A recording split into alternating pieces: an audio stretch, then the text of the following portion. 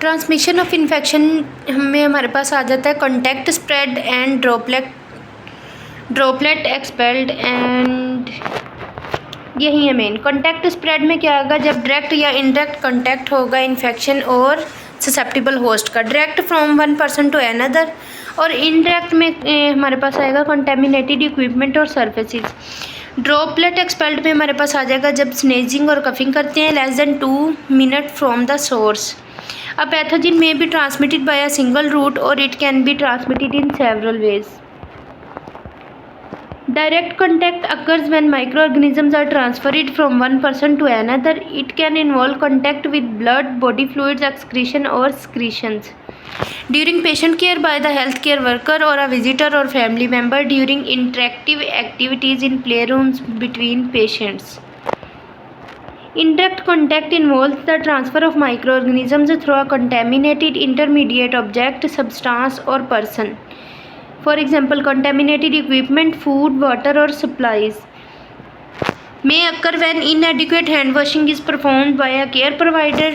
Equipment is not cleaned, disinfected or sterilized adequately between patients. Blood-borne pathogens are transferred by sharps or needle stick injuries, transfusion और injections.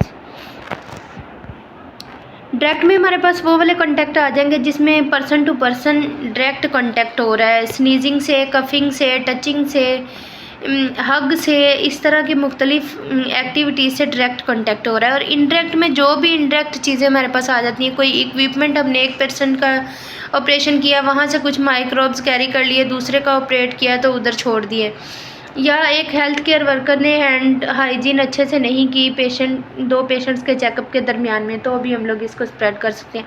स्क्रीशंस को touch कर लिया और इस तरह की कोई भी चीज़ें जो हमारे पास इनडायरेक्टली आती हैं इन कंटेमिनेटेड ऑब्जेक्ट्स वगैरह से, तो वो हमारे पास आ जाती हैं इनडायरेक्ट कंटेमिनेशन में। Transmission of infection. Droplets spread infectious droplets that are expelled, for example, when sneezing or coughing are too heavy to float in air and can be transferred less than 2 minutes from the source of droplets. 2 metre अगर source of droplets से 2 metre के वक्फे पर है हमारे पास patient, तो उसमें हमारे पास आ जाता है ड्रॉपलेट स्प्रेड में भी डायरेक्ट और indirect. Direct droplet transmission, droplets reach mucous membranes or are inhaled. Indirect droplet transmission, droplets fall onto the surfaces or hands and are transmitted to mucous membranes or food. Direct droplet में क्या होगा, mucous membrane में जाएंगे, और indirect में क्या होगा, surfaces और hands वगैरह से जाएंगे। Transmission of infections. Indirect droplet transmission is often more efficient than direct transmission. Infections spread this way include the common cold, influenza and respiratory syncytial virus. ये वायरस हैं जो मोस्ट कॉमनली इनडायरेक्ट ड्रॉपलेट से transmit होते हैं और ज़्यादा efficient होता है इनडायरेक्ट। अब स्टैंडर्ड प्रिकॉशंस क्या आ जाती है हमारे पास। Adaptation of uniform precautions for all patients regardless of their diagnosis is called standard precautions. कोई भी प्रिकॉशंस जो हम लोग बेसिकली कहीं भी जाते हुए, कहीं भी किसी भी सेटअप में पेशेंट को चेक करने जाते हुए लेते हैं, वो हमारे पास होती हैं स्टैंडर्ड प्रिकॉशंस, जो सभी ने लेनी होती हैं और सभी पेशेंट्स के लिए इक्वल होती हैं। कोई आइसोलेशन या हाई जो सेंसिटिव पेशेंट्स होते हैं उनके लिए अलग अलग से होती हैं, ये सब के लिए होंगी। Guidelines for preventing exposure to blood, body fluids, excretions, broken skin और म्यूकस मेम्ब्रेन्स, इसमें गाइडलाइंस होती हैं हमारे पास इन सबको टच करने के लिए या इन सबको इंस्पेक्ट करने के लिए। Based on the concept that body fluids from any patient can be infectious, should be used on every patients, use necessary PP for protection. Standard precautions में आ जाती है हमारे पास hand hygiene, use of personal protective equipments, safe handling of potentially contaminated equipment, surfaces, sharp disposal in the patient environment, respiratory hygiene, cough etiquette, safe injection practices, use of mask। Transmission based precautions में हमारे पास आ जाते हैं transmission based precaution में be needed in addition to standard precautions for selected patients who are known or suspected to certain infections. इसमें हम लोगों ने उनको बचाना है जो हमारे पास ससेप्टिबल होते हैं persons. These precautions are divided into 3 categories, contact, droplet and airborne. that reflect the differences in way infections are transmitted. Some diseases may require more than one isolation category. कुछ डिजीज़ में एक से ज़्यादा तरह की भी आइसोलेशन हमें करनी होती है. Types of isolation: contact isolation, droplet isolation and respiratory isolation. Contact isolation में direct and indirect contact transmission is the most frequent route of transmission of hospital acquired infections. Direct contact transmission occurs when there is direct body-to-body transfer of microorganisms between an infected or colonized person and a susceptible host. अब इसमें क्या होता है, direct body to body transfer होता है micro organisms का infected person से healthy person में. Indirect contact transmission occurs when an inanimate object, inanimate means non living object, such as equipment used on infected person or unwashed hands serves as a vector of transmission between the susceptible host and the infected person. Recommendations for contact precautions में हमारे पास आ जाता है place patient in a single room, put on a gown and gloves before entering the patient room, remove gown and gloves just inside the door to patient's room and discard within the room, wash hands thoroughly after glove and gown removed, dedicate equipment to the isolated patient. If this is not possible, equipment must be disinfected before being used on another patient. The patient must remain in the isolation room at all times except for essential tests or procedures that cannot be performed in the room. The patient must wear a cover gown and gloves when out of the room. Recommendations for contact enteric precautions. अब जो enter कर सकते हैं germs, उनकी precautions के लिए. Use for patients with C difficile associated disease. The recommendations for patient care include all of the above recommendations for contact precautions, but in addition hand washing with soap and water is required when caring for patients with C difficile associated disease. Clostridium difficile is not eliminated by alcohol based hand rub products. इसमें हमारे पास C difficile disease है patient को, और उनके लिए हमें अलहदा से प्रिकॉशंस लेनी होती हैं, क्योंकि एक पर्सन से जो माइक्रोब आता है या पैथोजिन आता है वो दूसरे पर्सन के बॉडी में एंटर हो सकता है, इसलिए इनको एंटेरिक प्रिकॉशंस कहते हैं. क्योंकि क्लोस्ट्रीडियम डिफिसाइल जो हमारे पास माइक्रोब है ये अल्कोहल या सोप बेस्ड हैंड रब से नहीं जाता, इसलिए इसके लिए ज़्यादा प्रिकॉशंस चाहिए होती हैं. अल्कोहल बेस्ड हैंड रब में not as effective against spore forming bacteria, क्योंकि ये क्लोस्ट्रीडियम डिफिसाइल जो है ये स्पोर फॉर्मिंग बैक्टीरिया है. स्पोर्स जो होते हैं वो हीट के अच्छे खासे रेजिस्टेंट होते हैं, मतलब ज़्यादा हीट लगानी पड़ती है उनको एक्सपेल करने के लिए. Procedure for contact precautions. All steps in standard precautions along with gloves. Gloves should be worn when entering the room. A gown should be worn for contact with the patient and with patient items. Placement. The patient should be placed in a separate isolation room. If a separate room is not available, the patient may be placed in a room with another patient with an identical infectious conditions. अगर एक room नहीं है तो हमने उन patients के साथ उसको रखना है जिन पेशेंट्स को सेम हमारे पास साइन एंड सिम्टम्स होते हैं, बजाय इसके कि हेल्दी पेशेंट्स के साथ रख के उनको भी हम लोग बीमार कर दें. Appropriate signage to be placed outside the room. Limit the number of visitors as appropriate and family और care givers should be educated on the contact precautions and hand hygiene. Transport. Activities of the patient may be need to be limited, and when transportation is required, the following measures should be undertaken. Patient's body is contained or cover. Avoid contact with objects, and if necessary, use gloves and maintain hand hygiene. Patient care equipment. Use of dedicated patient care equipment should be considered where possible. For example stethoscope. इसमें क्या है, patient के जितना भी material उस पर use होगा वो उसी को डेडिकेट कर दिया जाएगा, मतलब सिर्फ उसी पे यूज़ होगा जब तक उसको दोबारा हम लोग डिसइंफेक्ट या स्टेरिलाइज नहीं कर लेते. Where this is not possible, items should be disinfected after each use. Procedure for contact precautions. Environmental measures. Focus on room cleaning and disinfection. For example, daily bed rails over bed table, bedside, commode, lavatory surfaces, in patient bathrooms, door knobs and equipment in the vicinity of the patient. Housekeeping services need to be done at the end and then change the mops, dusters and solutions.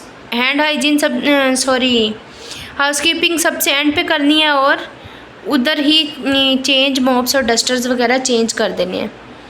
Contact precautions में everyone must clean their hands including before entering and when leaving the room. Providers and staff must also put on gloves, put on gowns and use dedicated or disposable equipment. Infections which require contact precautions उसमें आ जाते हैं. contact precautions अब किन किन हमने infections पे लेना है, ये MCQ के लिए भी इम्पोर्टेंट क्वेश्चन है. मर्सा फीवर में हमारे पास जब आ जाता है VRE वैनकोमाइसिन रेजिस्टेंस, एंटेरोकोकाई आ जाता है हमारे पास, C डिफिसाइल, क्लोस्ट्रीडियम डिफिसाइल आ जाता है. जब हमारे पास ESBL आ जाता है हमारे पास extended spectrum beta lactamase producing enzymes inhibitors आ जाते हैं. MDR multi drug resistant strains आ जाते हैं हमारे पास, स्केबीज आ जाते हैं. इन सब में हम लोगों ने केयर करनी है. ड्रॉपलेट प्रिकॉशंस हमारे पास आ जाती हैं. Droplet transmission occurs when droplets containing micro organisms generated from the infected person primarily during coughing, sneezing और टाकिंग और during procedures which generate secretions. Suctioning bronchoscopy are propelled a short distance and deposited on the susceptible host's eyes, nose or mouth. These droplets are relatively large and do not remain suspended in the air, therefore negative pressure rooms are not necessary. Place the patient in a single room, wash hands thoroughly before entering and after exiting the room. Put on an isolation mask before entering the patient's room. Patients may not leave the room except for essential tests or procedures that cannot be performed in the isolation room. The patient should wear an isolation mask when out of the room. Consult with an infection prevention practitioner if this is not possible due to patient's age or development level. अब वो कौन कौन से infection है जिसमें हमें droplet precautions चाहिए, उसमें आ जाता है हमारे पास influenza virus, pertussis, mumps, respiratory illness such as those caused by corona virus infections. Standard precautions plus droplet plus contact isolation prior to entering the room, ये सारी हमने रूम में एंटर होने से पहले करनी है. Clean hands, gown, mask and eye protection and gloves. Airborne contact precautions में हमारे पास आ जाते हैं.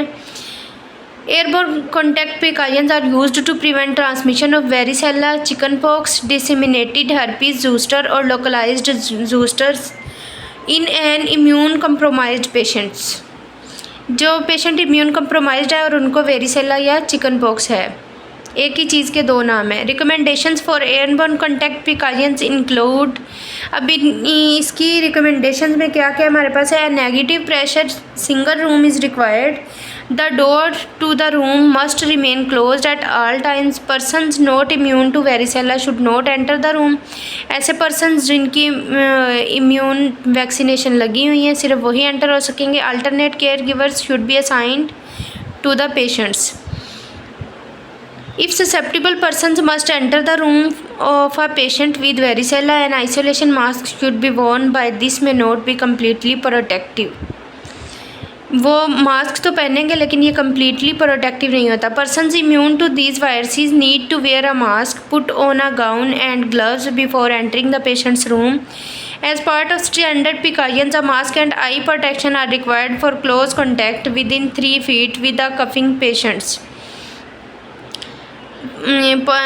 जो पर्सन है जिसने मास्क और आई प्रोटेक्शन ली हुई है उसका अगर क्लोज कॉन्टैक्ट भी है तो 3 फीट की दूरी पे कफिंग और स्नीजिंग करे. Remove gown and gloves just inside the door to the patient's room and discard within the room.